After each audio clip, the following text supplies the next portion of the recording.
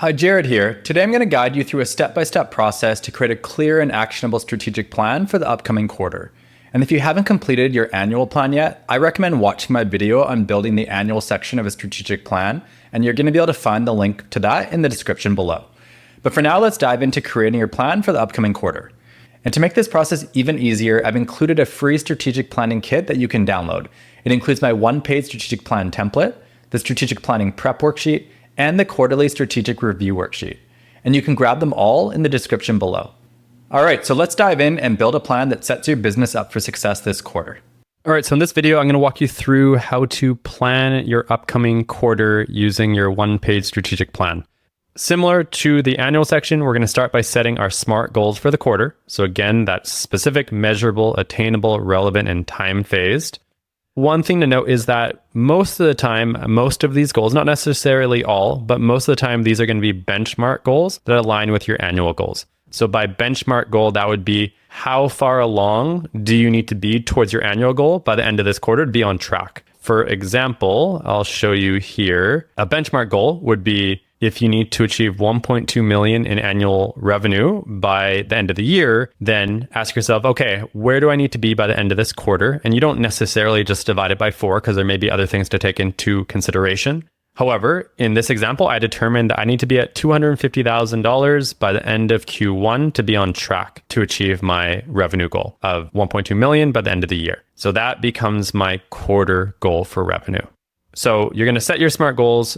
Here are some examples. As I mentioned already, this would be a benchmark goal of the annual revenue goal. And here's an example of where there may be a goal in the annual section that isn't going to be measured on a quarterly basis. So in this example, perhaps you only survey your staff once or twice a year, and that's not going to happen this quarter. Then it wouldn't make sense, of course, to set staff satisfaction rating as a quarterly goal. So that one, there is no benchmark goal here. However, I added an example of sometimes you might have 1 or 2 metrics that aren't in your annual section, but you're making a big push with it in the current quarter. So I use an example of perhaps this quarter, you are really making a push to increase your average deal size or average job size in terms of the average revenue per sale. That could be a goal that is set as a quarter goal that isn't as an annual goal. So now you have your quarterly goal set. And just like with the annual section, we're going to set your quarterly critical number. Essentially, you're going to set the most important metric that your company needs to achieve this quarter to overcome your biggest challenge or to make sure that you achieve the rest of your quarterly goals. So just to keep things simple, I set this as closing ratio as well. We went through the whole process of how we came to that in the example in the previous video. And I'm assuming in this example that perhaps the business had a closing ratio last year of, let's say 18%. And the annual goal is to get to 35. And we're setting the quarter as a benchmark goal of that at 25. So that's the critical number, most important number for the company to hit this quarter. That's set. And then we're going to go on to step 3, which is setting your quarter rocks. These are the 3 to 5 most important priorities for the company to accomplish over the next quarter. So they're similar to the annual initiatives, but on a quarterly basis, they're called rocks. And using the term rocks for priorities was really popularized by Stephen Covey, who basically used an example where if you take a bunch of small rocks or sand or pebbles, and you put it into a bucket and then try and put a bunch of big rocks in afterwards, you're not going to be able to fit very many. And the big rocks represent the actual high impact, high priority, important things in your life and in your business. Whereas the small rocks and the pebbles, the sand, that represents all the busy work, all the things that are urgent and take up our time, all the distractions. Whereas if you first fill the buckets with the big rocks, then pour the small rocks on top, the small rocks would naturally fill in the cracks and you'll be able to fit everything in the buckets. So that's the concept of rocks. It's really just putting first things first, making sure that we're keeping the most important things front and center and prioritizing our resources and time towards them. These, again, are the systems, processes, and projects that relate to executing on your critical number, as well as what needs to be completed in a 3-month period to be on track to complete your annual initiatives and to systemize and order your business. So here's an example of some longer term working on the business projects, process implementation and system implementation. for the quarter. So I put revamping your sales script, which obviously aligns with the critical number, building key marketing and sales assets, and getting your financial systems in order. So set those rocks. And then finally, we're going to set a theme and celebration for the quarter.